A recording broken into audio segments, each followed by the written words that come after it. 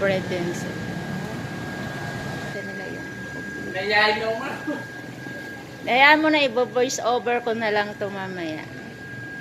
Ano to? Kasi hindi pa nila alam to. May iba naman po. Medyo nakayano naman po. Nahano na sila? May Gcash rin pala kayo? Pwede naman po. Last payment. Pwede din.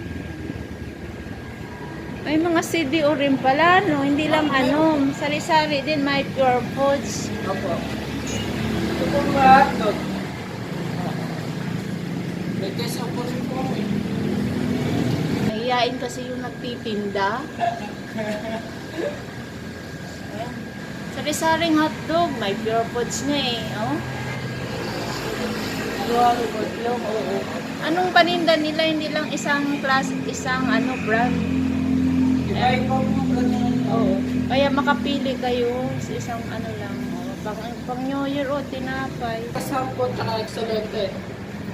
7. Excelente, matalino, excellent. Ayan. May lang sila.